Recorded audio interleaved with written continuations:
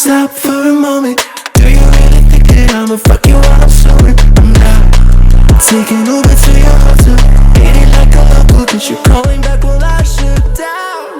You give me body magic, year after year. Hello guys, तो आज का हमारा दूसरा टॉपिक है लंजेज का। ओके, हमने लंजेज के ऊपर पहले से एक वीडियो में डिटेल से डिस्कस किया है। आज हम बात करने वाले हैं वॉकिंग लंजेज वर्सेस स्टैटिक लंजेज। ओके, तो दोनों में क्या फ़र्क होता है? ओके, स्टैटिक लंजेज का मतलब होता है आप एक ही जगह खड़े हैं और ये आपका स्टांस, ये आपका स्टार्टिंग पोजीशन है। आप एक पैर को आगे लेके ये लंजेज किया, फिर यहीं पे पीछे नहीं जाना है, ऐसे पीछे की तरफ नहीं जाना है। यहाँ पे 1 2 ओके 3, ये वाला इसको बोलते हैं स्टैटिक लंजेज। एक होता है प्लायोमेट्रिक लंजेज, जिसमें आपका पैर एवरी टाइम ऐसा पीछे की तरफ जाएगा। ओके, ये हो गया प्लायोमेट्रिक लंजेज। तीसरा हो गया वॉकिंग लंजेज, जिसमें हम वॉक करते हैं। सपोज मैं यहाँ से वॉक कर रहा हूँ, तो ये एक स्टेप लिया, फिर आपने दूसरा स्टेप लिया, ऐसा वॉक करते जाएंगे। अभी तीनों में से कौन सा बेटर है, क्यों बेटर है, इस पे हम डिस्कस करने वाले हैं। तो जब भी आप स्टैटिक लंजेज करते हैं मतलब ये वाला एक ही जगह वाला, तो ये इतना इफ़ेक्टिव नहीं होता है। क्यों? क्योंकि ये स्क्वाट में और इसमें ज़्यादा फ़र्क नहीं है। अगर आप समझो ऐसा करके नीचे बैठे या स्टांस ऐसा करके नीचे बैठे, दोनों में मोमेंट सेम है। ओके, मतलब जो स्क्वाट में आपके मसल्स का इन्वॉल्वमेंट है वही आपका इस लंजेज में हो रहा है।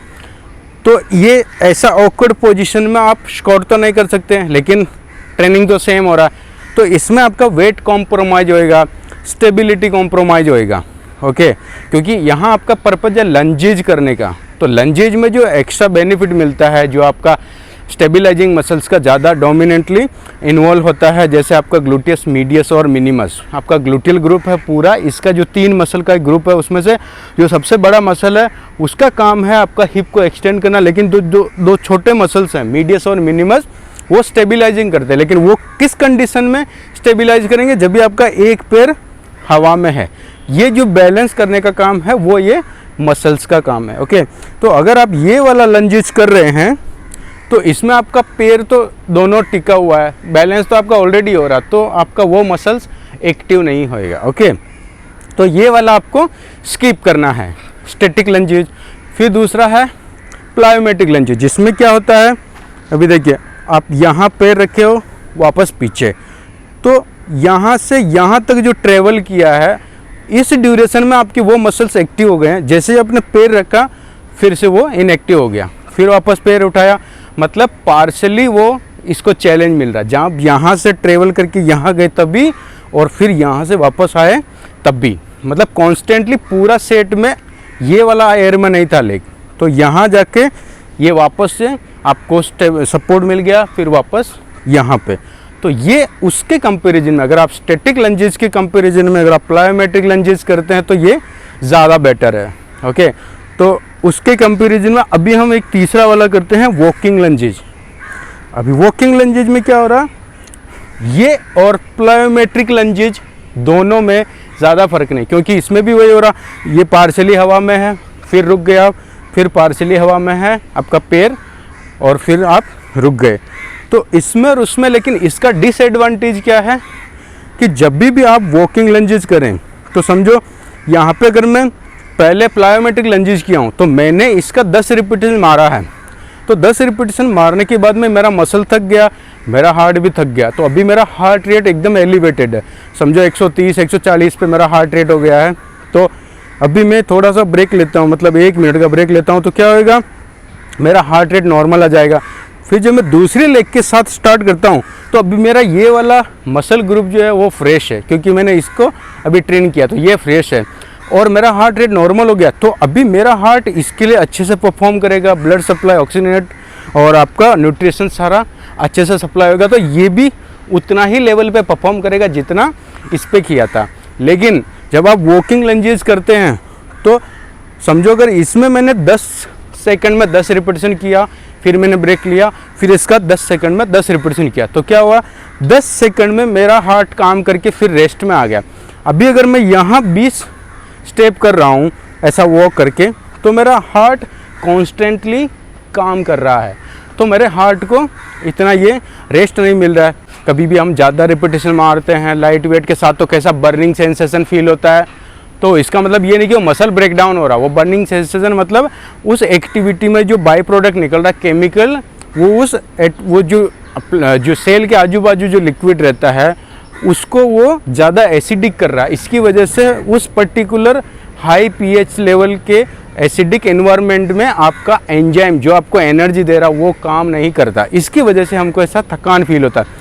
तो यहाँ पे भी सेम वही हो रहा है कि जब आप वॉकिंग लंजेस कॉन्स्टेंटली कर रहे हैं तो क्या हो रहा है, ड्यूरेशन बढ़ रहा है। ड्यूरेशन बढ़ रहा है मतलब आपका लैक्टिक एसिड का जो है ना क्लियरेंस ज़्यादा स्पीड उसका प्रोडक्शन का हो गया, तो बहुत ज़्यादा एक्यूमुलेशन की वजह से आपका ये कॉम्प्रोमाइज़ हो रहा है। तो आपको क्या करना है, वॉकिंग लंजेस की बजाय हमेशा प्लायोमेट्रिक लंजेस यूज करना है। तो इसका यही एक डिसएडवांटेज है वॉकिंग लंजेस का कि आपका परफॉर्मेंस ड्रॉप हो जाएगा।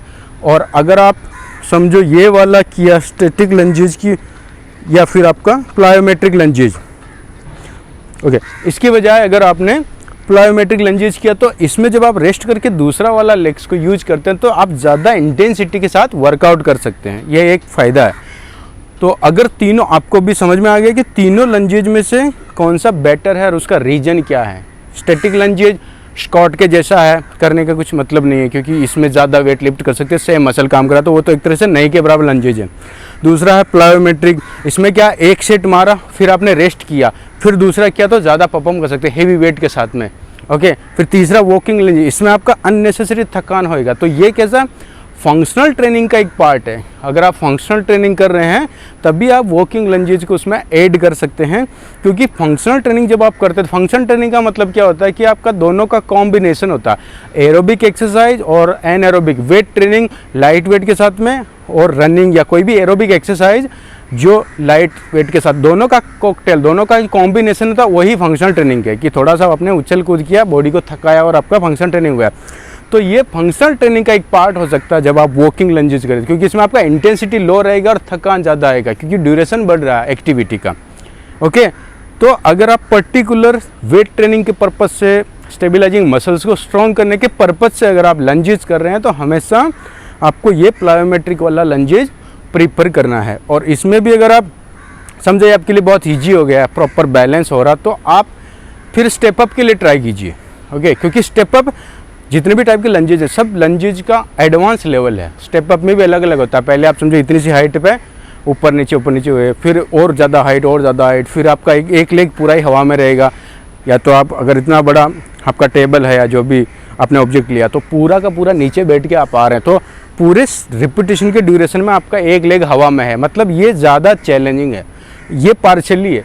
तो लंजेज का एडवांस लेवल है स्टेप अप, तो फिर आप स्टेप अप चूज करेंगे। इस तरह से अगर आपको लंजेज या स्टेप अप अपना वर्कआउट शेड्यूल में प्लेस करना है तो आपको बेसिक कॉन्सेप्ट आना चाहिए कि मैं लंजेज कर रहा हूँ तो कौन सा चूज करूँ, वो ही क्यों करूँ, कौन सा है जिसमें ज़्यादा बेनिफिट है, ओके। तो भी आपको तीनों चारों समझ में आ गया रहेगा। इसमें एक रिवर्स लंजेज भी होता है जो कुछ भी डिफरेंस नहीं है। आप अगर यहाँ से लंजेज जब किए हैं आगे पैर रख के करें या पीछे पैर रख के करें, ये वाला रिवर्स हो गया और ये वाला आगे हो गया। दोनों का जो लेग्स एयर में रहेगा, फ्री टाइमिंग है जो बराबर है। इसमें भी यहाँ से उठा के जब गए तभी तक बैलेंस करना था, फिर रख दिया नीचे, फिर बैलेंस किया, फिर रख दिया। इसमें भी क्या है, बैलेंस किया रख दिया, बैलेंस किया रख दिया। तो रिवर्स लंजेज और ये वाला जो है आगे वाला लंजेज, इसमें कुछ फ़र्क नहीं है अनलेस कि ये प्लायोमेट्रिक लंजेज है, ओके गाइज।